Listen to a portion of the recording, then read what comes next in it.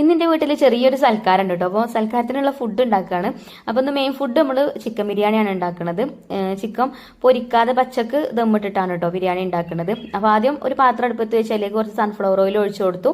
സവാള ഇട്ടിട്ട് ഒന്ന് വഴറ്റിയെടുത്തു. സവാളയ്ക്ക് ആവശ്യത്തിനുള്ള ഉപ്പും ചേർത്ത് കൊടുത്തിട്ടുണ്ടതിന്. പിന്നെ ഇഞ്ചി, വെളുത്തുള്ളി, പച്ചമുളക് ചതച്ചതൊക്കെ ചേർത്ത് കൊടുത്തു. എന്നിട്ട് ഒന്ന് വഴറ്റി കൊടുത്തതിന് ശേഷം നമ്മൾ മസാലപ്പൊടികൾ ചേർത്ത് കൊടുക്കുകയാണ് കേട്ടോ. അപ്പോൾ ഞാനിവിടെ മഞ്ഞൾപ്പൊടി, അതുപോലെ തന്നെ പെരിഞ്ജീരകം പൊടിച്ചതും കുരുമുളക് പൊടി, ചിക്കൻ മസാലയാണ് കേട്ടോ ചേർത്തിട്ടുള്ളത്. ഇനി ബിരിയാണി മസാലയും കൂടെ ചേർക്കണം. ബിരിയാണി മസാല നമ്മൾ തക്കാളിയൊക്കെ ചേർത്തതിന് ശേഷമാണ് ചേർത്ത് കൊടുക്കുന്നത്. അങ്ങനെ ഇപ്പൊ ചേർത്ത മസാലപ്പൊടികളൊക്കെ ചേർത്ത് ഒന്ന് വഴറ്റി കൊടുത്തതിന് ശേഷം തക്കാളി കട്ട് ചെയ്തത് ഇട്ട് കൊടുത്തിട്ടുണ്ട്. എന്നിട്ട് അതും ഒന്ന് വഴറ്റി കൊടുത്തു. ഇനി ബിരിയാണി മസാലയാണ് കേട്ടോ ചേർത്ത് കൊടുക്കുന്നത്. ബിരിയാണി മസാല നമ്മൾ വീട്ടിൽ പൊടിച്ചെടുത്ത മസാലയാണ്. പിന്നെ ഒന്ന് വഴറ്റി കൊടുത്തതിന് ശേഷം മല്ലിയിലയും പുതിനയിലയും കട്ട് ചെയ്തത് ചേർത്ത് കൊടുത്തു. അതേപോലെ ലെമൺ ജ്യൂസ് ചേർത്ത് കൊടുത്തിട്ടുണ്ട്. പിന്നെ അതേപോലെ കുറച്ച് തൈരും ചേർത്ത് കൊടുത്തു. തൈരൊക്കെ നമ്മൾ പുളിക്കനുസരിച്ചിട്ട് ചേർത്ത് കൊടുക്കാം. എന്നിട്ട് നല്ലോണം എല്ലാം ഒന്ന് വഴറ്റി കൊടുത്തതിന് ശേഷം നമ്മൾ കഴുകി വെച്ച ചിക്കൻ അതിലേക്ക് ഇട്ടിട്ട് ചിക്കനും ഒന്ന് അതേപോലെ ഒന്ന് മിക്സ് ആക്കി കൊടുത്തിട്ടുണ്ട് കേട്ടോ. മസാലയ്ക്ക് ഒന്ന് നല്ലോണം പിടിക്കാൻ വേണ്ടിയിട്ട് ജസ്റ്റ് കുറച്ച് സമയം ഒന്ന് അടച്ചു വെച്ച്. പിന്നെ നമ്മൾ 2 കിലോ റൈസും അതേപോലെ 3 കിലോ ചിക്കനാണ് കേട്ടോ ബിരിയാണി ഉണ്ടാക്കാൻ വേണ്ടിയിട്ട് എടുത്തിട്ടുള്ളത്. ഇനി ഇതാ റൈസ് വേവിച്ചെടുക്കണം. അപ്പോൾ ഞാനിത് വറ്റിച്ചിട്ടാണ് കേട്ടോ ബിരിയാണി ഉണ്ടാക്കുന്നത്. നമ്മൾ നെയ്ച്ചോറ് ഉണ്ടാക്കുന്ന രൂപത്തിൽ ആണ് റൈസ് റെഡിയാക്കി എടുക്കുന്നത്. അപ്പോൾ 1 കപ്പ് അരിക്ക് 2 കപ്പ് വെള്ളം എന്നുള്ള രീതിയിലാണ് കേട്ടോ വെള്ളം ഒഴിച്ചു കൊടുത്തിട്ടുള്ളത്. സാധാരണ നമ്മൾ നെയ്ച്ചോറ് ഉണ്ടാക്കുന്ന രൂപത്തിൽ തന്നെ. അങ്ങനെ അരിയൊക്കെ ഇട്ട് കൊടുത്ത് അത് അടച്ചു വെച്ചിട്ടുണ്ട്.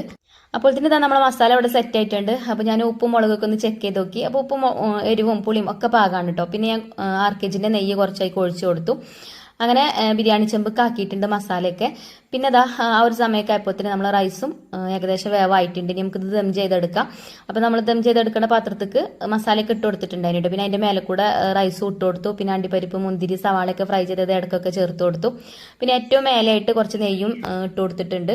അങ്ങനെ അടച്ചു വെച്ചിട്ട് പിന്നെ അടുപ്പത്ത് വെച്ചിട്ട് ഇതേപോലെ ഒന്ന് ആവി കയറ്റിയെടുക്കണം. അപ്പോൾ അടുപ്പിൽ അത്യാവശ്യം നല്ല കനലുണ്ട് കേട്ടോ താഴെ. പിന്നെ ഞാൻ ഓലക്കൊടി വെച്ചിട്ട് ഒന്ന് കത്തിച്ചെടുക്കുകയാണ് ചെയ്തത്. അങ്ങനെ ആവിയൊക്കെ വന്നതിന് ശേഷം ഒരു വെയിറ്റും വെച്ച് കൊടുത്തു. അങ്ങനെ 1 മണിക്കൂർ കഴിഞ്ഞതിന് ശേഷമാണ് കേട്ടോ പിന്നെ ബിരിയാണി ദമ്മ് പൊട്ടിച്ചത്. അപ്പോൾ നല്ല അടിപൊളിയായിട്ട് കിട്ടിയിട്ടുണ്ട്. നമുക്ക് ശരിക്കും ബിരിയാണി അങ്ങനെ നല്ല ടേസ്റ്റോട് കൂടി കിട്ടണമെന്നുണ്ടെങ്കിൽ ദമ്മ് നല്ലോണം കയറണം. എന്നാൽ നല്ല അടിപൊളി ബിരിയാണി ആയിക്കാരം കേട്ടോ. അതേപോലെ ചിക്കനൊന്നും ഫ്രൈ ചെയ്യേണ്ട ആവശ്യമൊന്നുമില്ല. വെറുതെ കുറേ ഓയിൽ വയറ്റിലാക്കേണ്ട ആവശ്യമില്ല. പച്ചക്ക് ദമ്മ് ഇടുകയാണെങ്കിൽ തന്നെ അടിപൊളിയായിട്ട് കിട്ടും. പിന്നെ ബീഫ് വരട്ടിയതുണ്ടതിന്. അങ്ങനെ ഫുഡൊക്കെ ആയിട്ടോ. പിന്നെ നമ്മളെ വിരുന്നുകാരൊക്കെ വന്നപ്പോഴത്തേന് ഫുഡൊക്കെ വിളമ്പിയിട്ടുണ്ട്. പിന്നെ പപ്പടം പൊരിച്ചിട്ടില്ലേ, അപ്പം ഉമ്മ പപ്പടമൊക്കെ പൊരിച്ചു. അങ്ങനെ ഫുഡൊക്കെ ടേബിൾമേൽ നിരത്തിയിട്ടുണ്ട്. അങ്ങനെ വിരുന്നുകാർക്ക് ഫുഡൊക്കെ വിളമ്പി കൊടുത്ത് കുറച്ച് ഫ്രൂട്ട്സും കട്ട് ചെയ്തൊക്കെ വെച്ച് കൊടുത്തു. അങ്ങനെ അതൊക്കെ കഴിഞ്ഞതിന് ശേഷം പിന്നെ ഞങ്ങളൊക്കെ ഫുഡ് കഴിക്കാണ് കേട്ടോ. അപ്പം ഞാനിതാ ഒരു പ്ലേറ്റിക്ക് കുറച്ച് ബിരിയാണി വിളമ്പിയിട്ടുണ്ട്. പിന്നെ നമ്മളെ ബീഫ് വരട്ടിയതും അച്ചാറും സാലഡും പപ്പടം ഒക്കെ കൂട്ടിക്കുഴച്ച് കഴിച്ചപ്പോൾ അടിപൊളി ടേസ്റ്റ് ആയിന് കേട്ടോ. അപ്പം നമ്മളെ ബിരിയാണി ഇഷ്ടപ്പെട്ടാൽ ലൈക്ക് ചെയ്യാൻ മറക്കരുതേ.